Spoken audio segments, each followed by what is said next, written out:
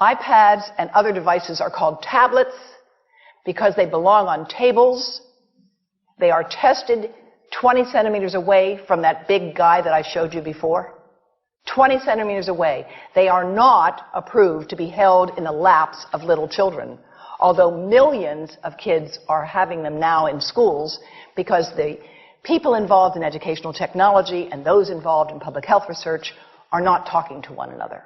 Because if they were, they would understand that you're giving children a two-way microwave radiating device, and if you must give them such a device for learning purposes, put it on airplane mode so that it's not sending and receiving signals as it does otherwise. Now, this is some new modeling, again, that we've developed with colleagues in Brazil, and we can share with you how we've done it.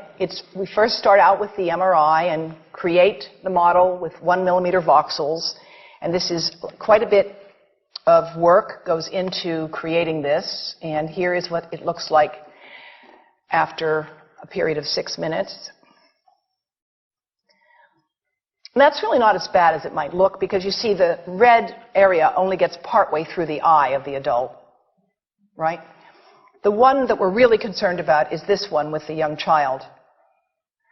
And this is a 3-year-old brain that we modeled.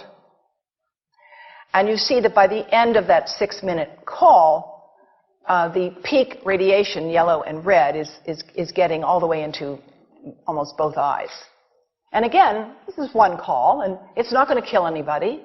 It may not cause any biological effect whatsoever for 1 call or 2 calls or 3 calls. But the question is, what's the cumulative impact of this kind of exposure? How do we evaluate it? And I want to show you an example of some of the work that we are doing now that I'm releasing here for the first time. And this is a modeled microwave radiation dose of a 6-year-old with greater levels to the frontal and temporal lobes, eyes and cheek. And watch this here. Now, yellow, white, and red are the hottest, all right? And if you look carefully, you will see it's going into the eye, the nose. Do it again, just so you'll get to see it. And partly into the brainstem. Now, that's just showing you that there's going to be some exposure into that area of a young head. It doesn't tell you that there's any biological effect, right? Now, the next slide is going to show you something that might be of interest to students and faculty here. And that has to do with exposure to the reproductive organs. We call them the gonads. I think you say the testicles. And bone marrow. And look here at the radiation as it gets into the groin area. And that's just from having a mobile phone modeled into the pocket. And this, again, is based on a normalized SAR with a dipole antenna. Now, the breast. The breast is mostly fat, contains a lot of fluid.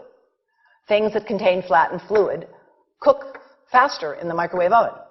Now, a cell phone can't cook anything, all right? Mobile phones do not pop popcorn. That was a fraud. They don't make any heat that we know of, otherwise they wouldn't be permitted.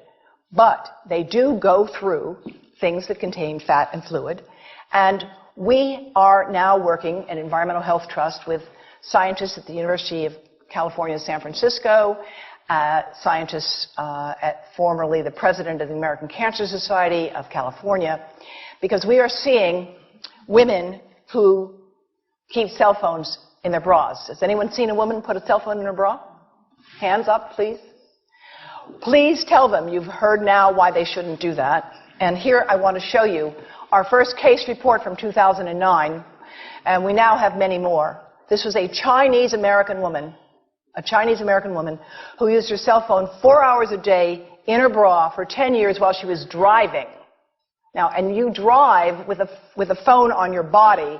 The phone is smart. It's going to go from one tower to another, and it's going to say, here I am, where are you, here I am.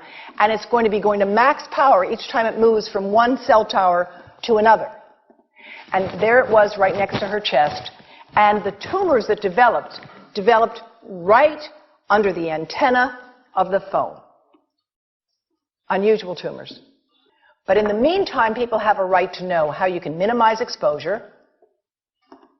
And again, I think this information is available on our website, will be available on yours. Remember, if you have to give a phone to a child, put it on airplane mode. And think about this. That microwave oven, it works because there's a metal box around the microwave signal, and the signal pings all over the place. Next time you get into an elevator or a train for any length of time, put your phone on airplane mode. Otherwise, that signal is going all over the place, magnifying and coming back. Keep the mobile phone away from you when it's on and you are asleep. Now, it takes a village to do a lot of things. These are some of the people whose materials I've used today with their permission, and I can't read this list to you, but I want you to know that I feel really honored to be working with some of the most talented people in the world on this issue.